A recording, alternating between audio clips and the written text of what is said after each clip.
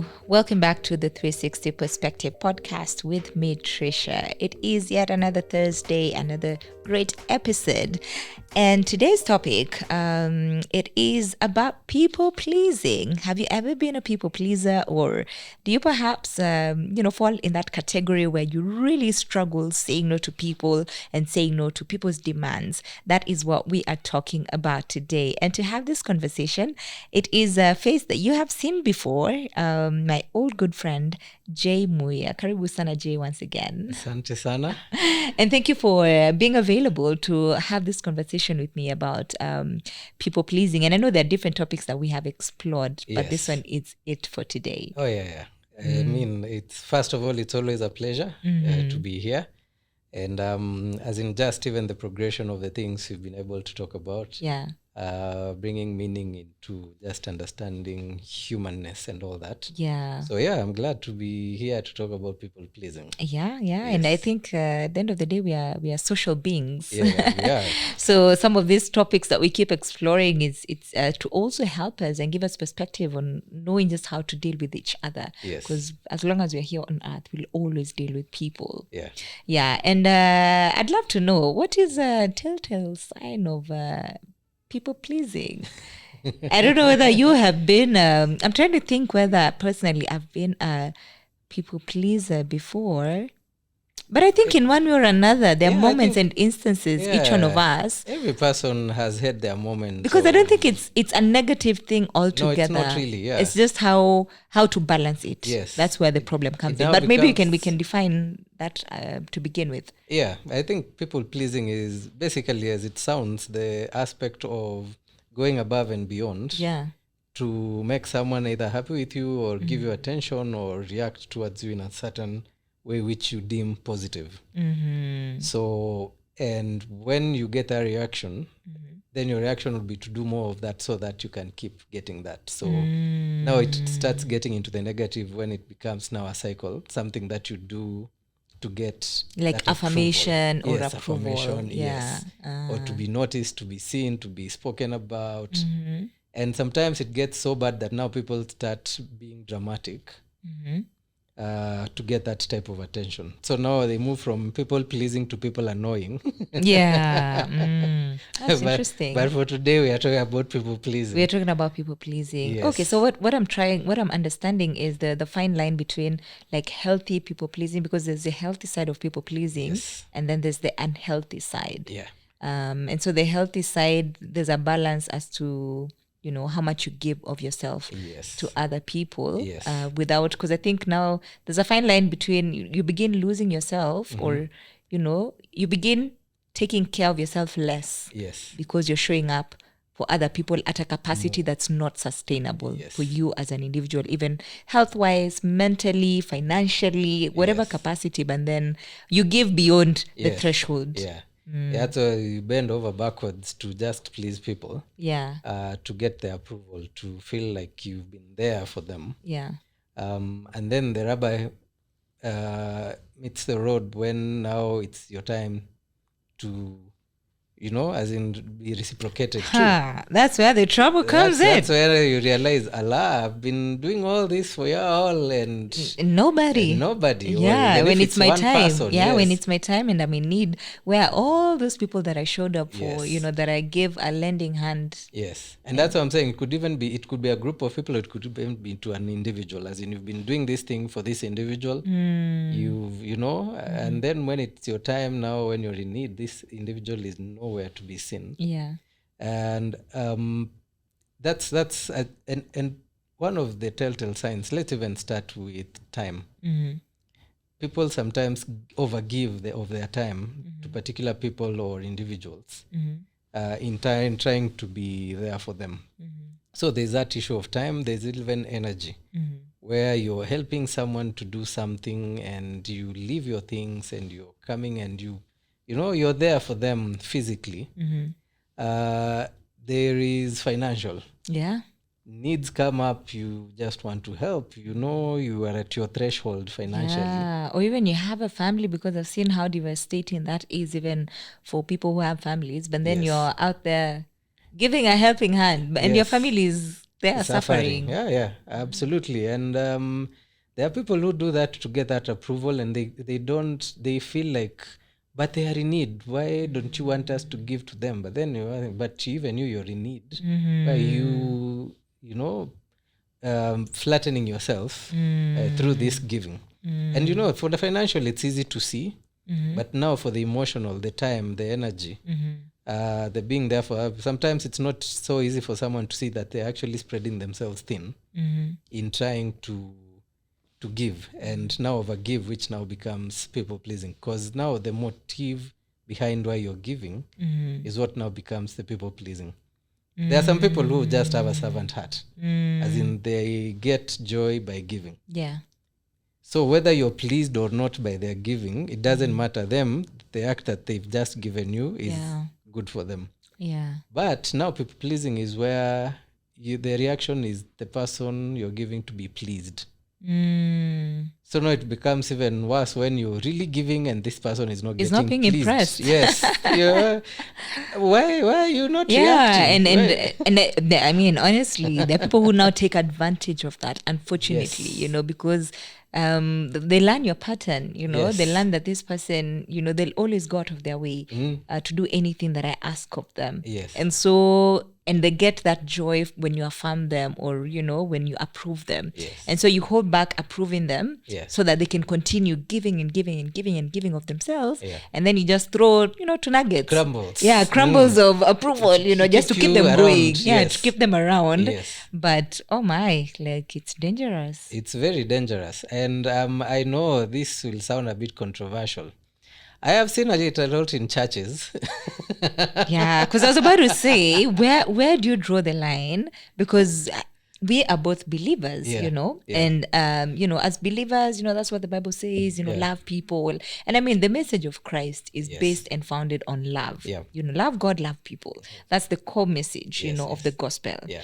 And so as believers, where do you draw the line of loving people and loving them well, like a servanthood heart and giving of yourself, even whether it's serving in ministry, in churches and serving other people, where do you draw the line of doing that without going overboard to the people-pleasing extreme that is not healthy? And I say it's interesting that even the utmost authority in the Bible, Jesus, gave a very good example about no one goes to attack a city without first sitting down to count the cost. Like, for me to go and attack this city, I will need this amount of trained soldiers, I'll need this amount of resources, this amount of food rations and all that. Same thing, when you're giving of yourself, you're basically sort of depleting resources within you. You don't go out to help other people before you count the costs to yourself. Like me coming to help Trish. Trish is in trouble, yes. Me coming to help her will deplete me of this and this and this. Am I able to sustain that? Yes or no? So it's as much biblical as it is just common sense. And because at the end of the day, even in airlines, you're told, even if you're traveling with your child, not just a child, your child. The mask, you put it first you put it on for yourself before you put it on your child. On the child. Yeah. So it's the same principle that even when it comes to, let's say, even church ministry, you need to have the capacity to give to these people. But now when it comes, because I've seen people who believe what we are calling those crumbles. When I come and tell you, hey, Trisha, I like the way you really sing. Yeah. But you cannot sustain singing every Sunday. Yeah. But because you have other things that you need to do, maybe work, maybe family functions and stuff like that. Yeah.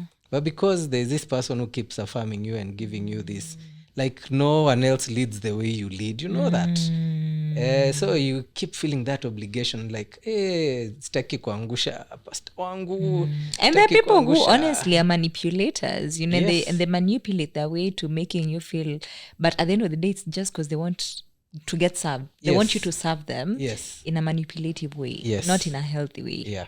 And that's how even now that thin line between getting people, encouraging people and manipulating people when it comes to voluntary service, it's very thin. So people pleasing sort of depletes that person and then eventually that's why you hear now people start talking about the church hurt me. Yeah. It's because of such issues that this one person, and sometimes even the person telling you that you lead really well, is not even doing it manipulatively. Maybe they're just genuinely telling you, and if you're not here on Sunday, our worship will be yes. But then you take it as an obligation. Like if I'm not here, this church will burn. Yeah, which is not true. It's not true. Yeah, it's not true. And then and I think even in the workspace, you know, in every space whatsoever, I think we need to remember that we are very good, because now even in the corporate sector, you see very people, disposable. Yes, I mean, this is our best. But then you're made, you're made to feel like nothing will progress if you're not there. You have to be.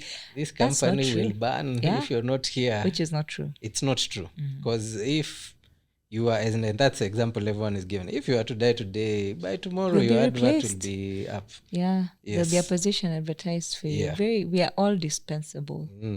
And now it becomes, I think, even more pronounced now with relationships, because there is a very emotional sense of, I really want this person to like me. Obviously now with all online communities, there's this word simping. Where now men start saying, when a man is really trying to overplease a woman, that's simping. Yeah. And it goes overboard, both sides. Yeah. And you will find someone doing things which are out of the ordinary, just to please another person, just to get their attention. Yeah. Whether it's, again, using their time, which they should have been using it somewhere else, energy, which they should have been using somewhere else, resources, letting their things not work out so that this other person's things can work out. Just for that that reward of, this person is pleased with me and they've said it. Yeah. And when this person doesn't acknowledge what you've done, it breaks you, it finishes you. It's like, or maybe I should do more, or maybe I should, you go back to the cycle. Yes. Yeah. So it even makes the person more get deeper into the people pleasing. Yeah, into that toxic habit. Into that toxic habit. And and there are very many different reasons why people do that. Yeah, which is what I wanted to explore, like what are some of the reasons behind the extreme side of people pleasing, where it's no longer a healthy way of serving people around you. Obviously, there's a major one of trauma. Trauma is a huge one. It's a very huge one, especially childhood trauma. Childhood trauma, where your parents, your father never gave you never affirmed you. Yes. And you always strived even to work hard in school to be number one, so that you can please your dad. Enough. And so that spills over in the workspace, and in everything, and all of your giftings or how you show up in life. You're always striving to prove a point, rather. Yes. Yeah, absolutely. And even even with both parents, because I've seen people who've had trauma even from that approval from a mother, approval even from others, like even cousins and uncles and aunties. Sometimes you have healthy approval at home, but the extended family doesn't give you similar approval. Even with separation of parents. So kids feel like, if maybe we would have been better. Yeah. Or they start feeling like, I don't want my relationship to go the way of my parents. So I will overcompensate sort of, or I will over please this person so that they don't leave me. And it's not necessarily even in romantic relationships, even with friendships. With friendship as well. Yeah, you find people becoming very clingy and very, like, they really want to prove themselves and their love. So instead of approaching the relationship in a healthy manner, they come with all this intensity. And that's some of the telltale signs you'll see is maybe a phone goes off and there's no charger near. So this person won't communicate for most of the day. When it goes on, the other person has panicked. They're like, are you okay? Why are you not talking to me? Why are you not responding to my messages? Wow. Yes. Wow. It could just be, and they would sometimes even do like a crosstown trip to come and look for you wherever they think you might be. Like, why are you quiet? Like, what's up? I've been trying to talk to you. Wow. Yes. And I think that sometimes shows up as an over-controlling. That's how it manifests. It does. Smothering. You know? Yeah, because you're like, take a break, you know, like take a breather. My phone is just off. Yes. Yeah. Some will show up even maybe you live at home. Yeah. And someone will show up at your gate. Like, why are you here? Like, you're not responsive. Maybe even you just needed some time off and you were not able to communicate in time. So there are very many telltale signs. Or now when they are with the friends, they really try to do things to fit in. So tomorrow we are going to Naivasha. I don't have the money to do that. But because I really want to please you, I'll borrow to be able to come on that road trip with you so that I am not locked out of this relationship or friendship. Because it holds all my meaning. So there is that sense of I have to do everything possible to make sure I'm there. Which now, you deplete yourself, you deplete your resources, you go to the other side. You go beyond. Wow. So trauma is a really huge... Trauma is a very huge one. Yeah. Are there other reasons as to why, we go overboard with the people pleasing besides trauma? Yeah, there are also personality. You see, like now, let's talk about even sanguines. They get their energy from being around people. So if not checked, you'd find sanguines who they can't function if they don't have a particular group of people around them. And if they don't have the reaction that they like of those people. Because you can still go and hang out with your group, but that day they're not reacting the way they usually react. So you feel like, what's wrong? No, you guys. Yeah, am I not enough? Yeah, am I not enough? Am I not doing enough? What am I not doing? To bring in the energy that is usually around. Yes. So now there's personality, there's that issue of trauma, and then there's also habit. Yeah.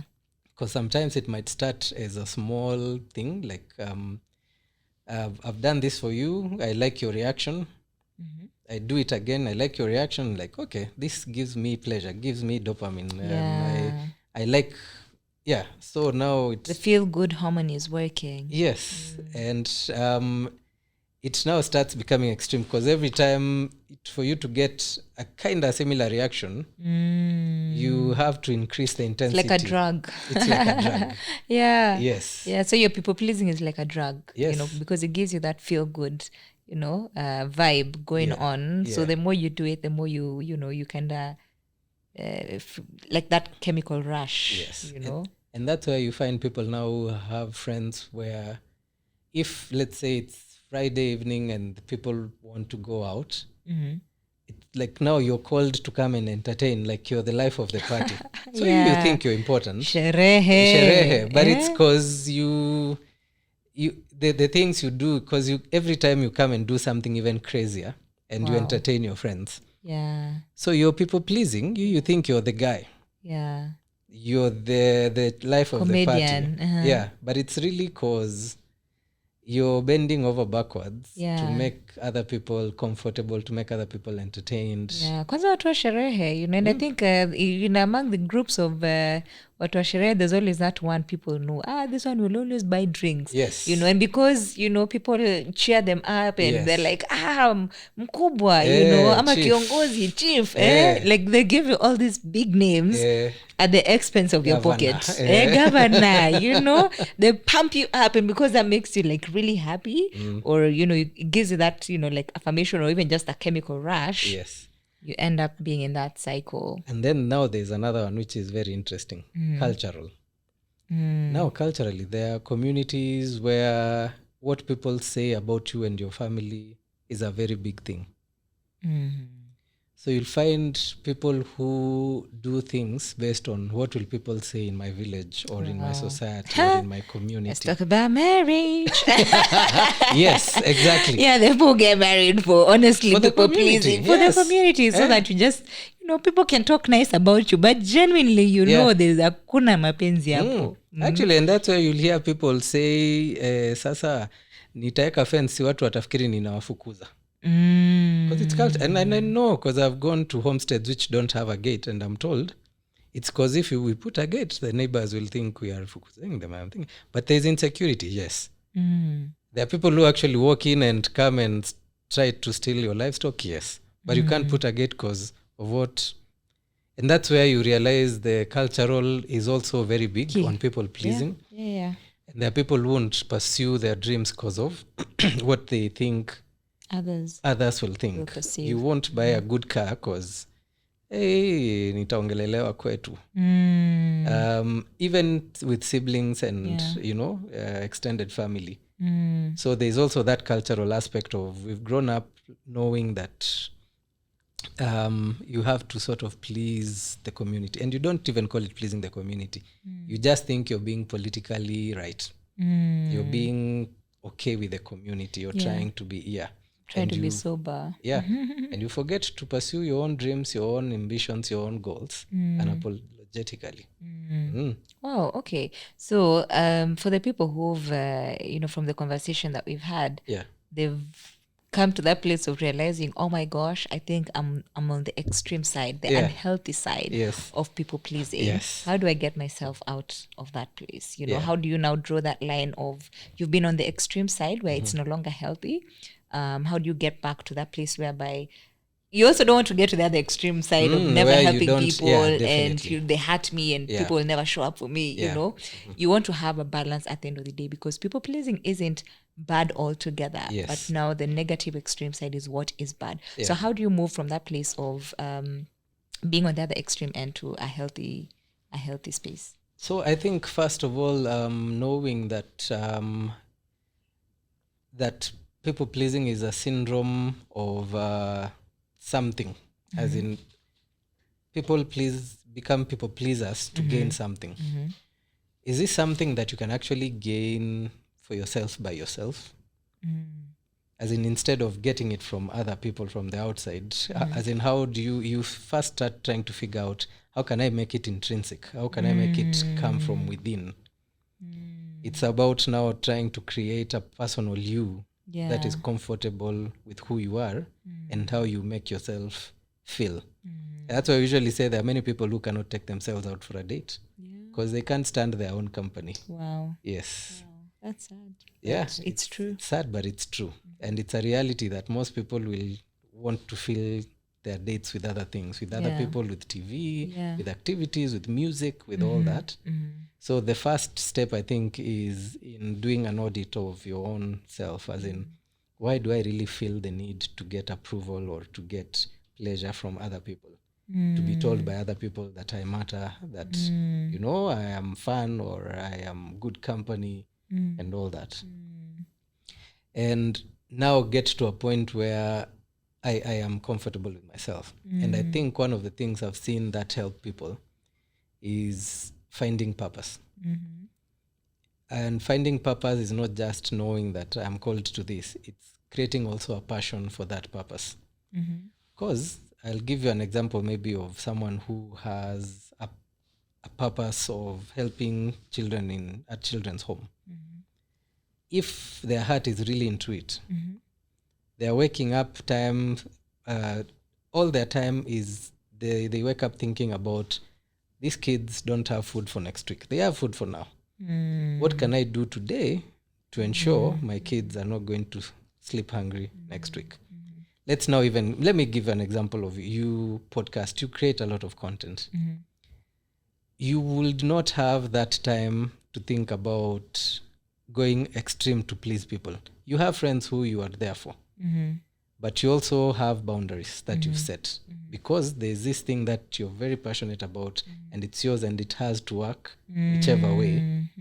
So for people to get out of that rut, they also have to start creating purpose in their life, holding on, creating something that they can hold on to that is so important and meaningful to them that they don't need anyone else to come and tell them you're important. This thing becomes like an anchor for them, that I know I am called to do this, and irrespective of whether you guys work with me or not, whichever way, I'm going to go about it. Yeah, and I'm finding joy in fulfilling my purpose, because I think joy and contentment comes from a place of living out your purpose and your calling. Yes, it actually now brings you to that fulfillment where you feel there's this joy. There's that is overwhelming. There's this peace of mind because I've done what I set out to do.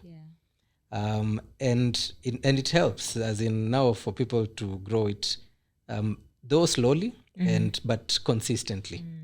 So getting out of that people pleasing, someone has to create that. And there are many people who think you need money and a lot of resources to create purpose. Purpose is in the heart, as in it's actually based on a desire that you feel, and you start pursuing it, whether you start pursuing the knowledge first and doing the small things that you think you can do. And there are many people who've been able to pursue purpose and create meaning to their lives without having much. And they live good lives without needing to please other people. So there is that, which I would say would be the main way of pursuing getting out of people pleasing. There is also pursuing deliberate healing in terms of knowledge of yourself. Awareness of who you are. Self-awareness. Seeking professional help. Especially now for the trauma bit, you know, you might need to just go sit down with a therapist. Especially when because I think there's a people pleasing that just goes overboard, you know.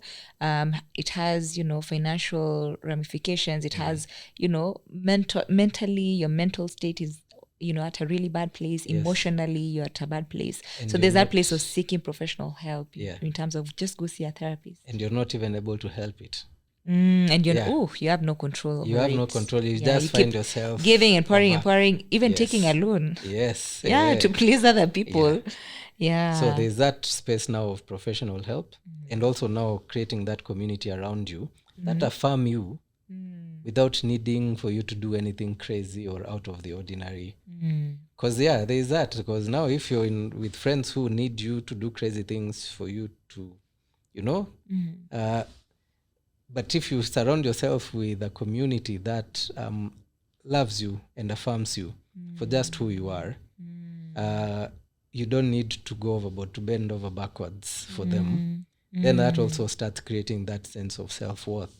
So what I'm also understanding is your environment also matters. You know, environment, are you surrounded with a healthy community, or are you surrounded by now the manipulators, the people who are taking advantage of your weakness, of, you know, knowing that you are people pleaser, so you'll always say yes to everything. So switch from that environment of those friends. Instead of helping you, they take advantage of you, to a community that will, you know, just truly affirm you for who you are and love you for who you are, regardless of what you give to them or how you serve them. And you know, community is created. I know there are many people who struggle with, if I leave these friends, where am I going?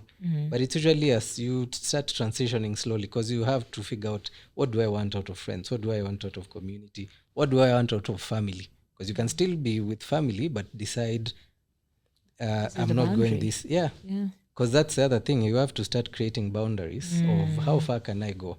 Financially, I would advise have envelopes where I have 3,000 which I've set aside for philanthropy. So whoever of my friends is in need, I can pick from this envelope. But once it's depleted, I'll not go into my food budget to, as in have those very clear demarcations and boundaries that this is money for this and it will not go out. Same thing with time, that this is my time. So whether this is happening or not, like personally, my phone is always off after 9. And I have heard this question over and over again. What if there is an emergency? And my question is, what used to happen in the 80s when there were emergencies? There will always be someone else who can sort out that emergency. So there is that aspect of ensure you have created boundaries with your time, with your energy, with your resources. That beyond this, enyewe, I can't go beyond that. I will help you up to this point. Because if I go beyond that, then we both fall. Or I'll get into a cycle that is very unhealthy, and I'll start resenting you later. Because I'll feel you took advantage of me. Absolutely. So it also helps with the other people and the people you're relating with to have those boundaries and make them clear to those people that this is a much that I can give of my time and energy and resources, but you're my friend, I love you. But this is, and they'll respect you for that. Learning to say no. No is a complete... It's a complete sentence. It can even be a paragraph. It can be a paragraph. Yeah, you can expand it further and just say, no, I need time for myself. I need to refuel. At the moment, I don't have the capacity. And it's okay. You know, I think if the other person respects you, and they're not like the manipulators, they will honor that as a complete answer and as a complete response. And I think also for me, what I've found also helpful, because I feel like there's that place of also the community around you helping you, being that good friend, being your brother's keeper. So when you know your friend really struggles with saying no, you know, giving them that option when you're seeking out help from them. Because I think for me, I've identified some of my friends that sometimes I feel like they struggle with saying no, or they struggle with the whole people pleasing issue. And so anytime I need them to assist me with anything, I give them different choices, and I remind them it's okay to say no. You won't hurt me in any way whatsoever when you say no. And you know, it's an African to say no. It's not African. It's not African. Yeah, we are not brought up to say no. We always give whatever excuses. Even when you're going to buy something like from a shop and you're told the price you're given is not what you had in budget. Most of the time, instead of just saying no, it's okay, and then I won't buy it. You say, munafungwanga Saturday. Wacha maybe nitapitia. As because it's like you don't want to hurt the seller. Yeah, you don't want to say, I just don't have that amount of money, and I'll go check in a different shop. And I mean, what's the worst that the shopkeeper will do to you? Nothing. Exactly. Yeah. But it's culturally, we've also been brought up to be people pleasers. Yeah. And it's something that consciously as an individual, you have to start working on towards getting out of. Yes. Yeah, and I think I love the bit where you also talked about self-awareness. Yeah, so that bit of just being aware, because you can't stop that which you're not aware about, you know. So you can't make any change whatsoever when you're not even aware that you are, you struggle with people pleasing. That is not healthy, you know. So you first of all have to come to that place of accepting that for real, I do struggle. It hurts to, say this to myself. But I think how I've been showing up and serving people and loving people, or even just giving of myself, has not really been healthy. And now I need to start drawing boundaries with people, and also not boundary in a way where you cut off people, because I think that's also... I see that sometimes, with friends and colleagues, and I'm like, gosh, that was nasty. You know, like there's a way you can say it without, like cutting off people or rubbing off people in a very negative way, But using tact. Yes. Using tact at the end of the day, maintaining, like that social cordial, with your friends around you, but at the end of the day, still setting that boundary and being more self-aware, knowing when you're giving a bit too much. But I think also the place for friends as well, surround yourself with also friends who will call you out and tell you, when they look at your schedule, they can tell you, I think you're spreading yourself too thin. You're overgiving.